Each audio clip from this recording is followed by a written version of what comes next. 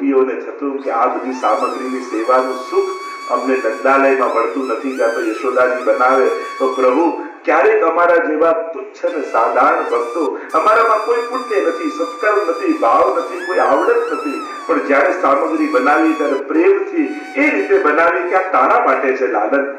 અને આવા ભાવથી બનાવેલી સામગ્રી ભગવાન ચોરીનું બહાનું કરીને પણ ભક્તોની ઈચ્છાને પૂરું કરવા જાય છે, એટલે ભગવાનના યશનો વિસ્તાર થાય. અને પ્રભુ પોતાની કૃપાલુતાનો અહેસાસ કરાવે કે હું સાધન સાધ્ય નથી, હું પુરુષાર્થ સાધ્ય નથી, જેનામાં આવડત હોય એના પર કૃપા કરવું એવું જરૂરી નથી, જે બહુ વિદ્વાન હોય એના પર જ કૃપા થાય જરૂરી નથી, જ્યાં સગવડતા હોય ત્યાં જ બિરાજવું એ જરૂરી નથી, કોઈ બહુ વધારે બનાવે ત્યાં જ આરોગવું એ જરૂરી નથી, પણ જે બહુ પ્રેમ અને વિશુદ્ધ ભાવથી મારા માટે જીવે છે, મારા માટે બનાવે છે, મારી પ્રતીક્ષા કરે છે, અને ભગવાન પોતાની ભગવત્તાને ભૂલી એક ચોર બનીને પણ ભગવાન ભક્તોની ઈચ્છાને પૂરી કરે, આ જ ભગવાનનો યશનો વિસ્તાર. ભલે આખા ગામમાં ચોર કહેવાયા, પણ એની સખી બળ ભાગ્ય ભરી નંદલાલ તેરે ઘર આવત. ભગવાન ભક્તો ઉપર પોતાનો અધિકાર બતાવે, એનાથી મોટી બીજી કોઈ કૃપા. આપણે જે બાલ ભાવ છે ને, બાલકૃષ્ણ એટલે નાના બાળકને છે ને શેરિંગ ના કરો. નાના બાળકનો સ્વભાવ ના આ રમકડું મારું હું શેર નહીં કરું, આ મારું કપ છે, બીજા કોઈ નથી પીવાનું.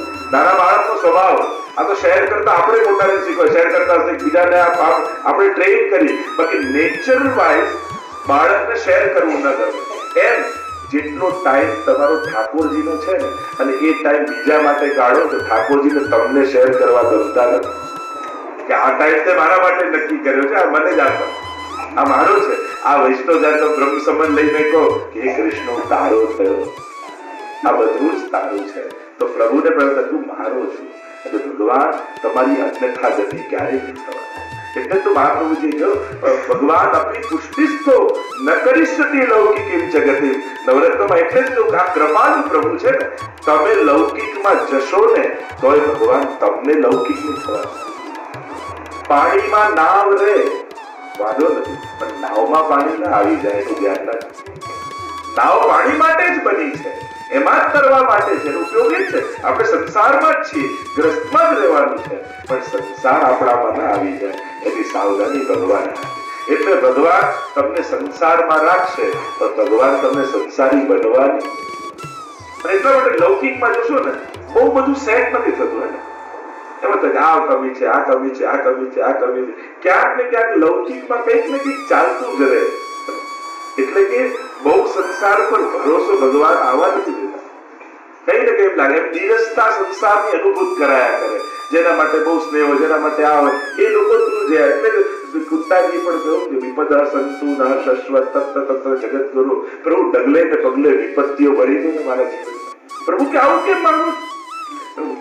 કુંતાજી કહેવા લાગે કે આ સંસારમાં મારું મન એવું ફસાયેલું છે ને, હું બધાને છોડી શકું એમ નથી. અને સુખ જેટલું વધે ને એટલે સંસાર વધતો જાય. દૂર દૂરના સગાઓ આવી, અમારે તો સાવ નજીકના, અમારે તો સીધા સગા, અમારે તો બહુ ઓળખીતા, દૂરના નજીક આવી જાય સુખમાં. તો પ્રભુ દુઃખ એટલા માટે માંગુ છું કે સંસારને છોડવાની મારામાં તાકાત નથી, પણ દુઃખ આવશે ને તો સંસાર જ મને છોડીને જતો રહેશે, એટલે મારે છોડવાની સમજ નહીં કરવી. ભાઈ તો નજીક ના કહેશે કે અમારા ડાયરેક્ટ સગા નહીં, તમારા સીધા સગા. સંસાર જ ડિસ્ટન્સ મેન્ટેન કરશે, એટલે આપણી ભક્તિમાં વિક્ષેપ નહીં પડે. એટલે એ ભક્તિ માંગુ છું. તો પ્રભુ કેવા છે? ભક્તા અભિલાષા ચરિતા અનુસારી, ભક્તોની અભિલાષા પ્રમાણે ચાલનારા. અને એટલા માટે એ સિદ્ધ ક્યારે કર્યું? દુગ્ધાની ચૌરી અને નિશો વિચારી.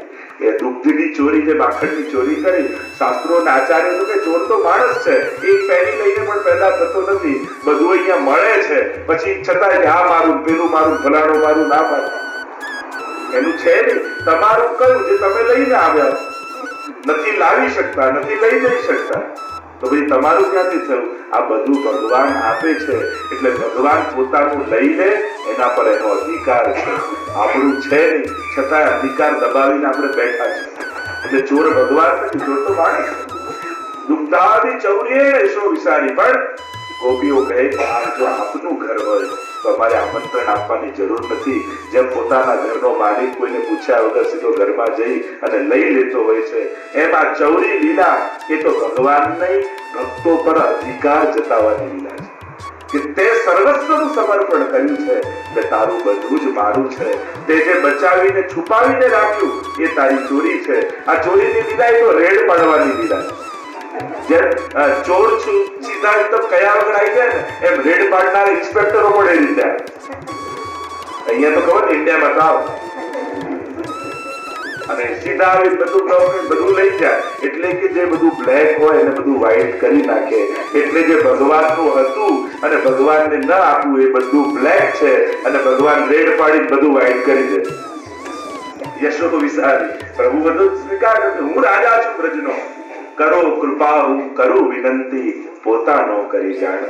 એટલે ગોપાલદાસજી વલ્લભાખ્યાનમાં કહે ભગવાનની સૌથી મોટી કૃપા કઈ કે આપણે તો રોજ કહીએ કે હું તારો હું તારો હું તારો, પણ જે દિવસે ઠાકોરજી કહે તું મારો છું એ દિવસે માનવું. આજે પ્રભુની વિશેષ કૃપા પ્રાપ્ત થઈ છે. તો આ દુગ્ધાદિ ચૌર્યેણ યશો વિસારી જે સંકલ્પ માત્રથી આખી સૃષ્ટિનું સર્જન કરી શકે છે એ દૂનો માખણ લેવા માટે, લુપાતો છુપાતો ગોપીઓના મનોરથો પૂરા કરવા માટે એક ચોર બનીને પણ બારીમાંથી ઘૂસી અને બ્રજભક્તોના મનોરથ પૂરા કરે.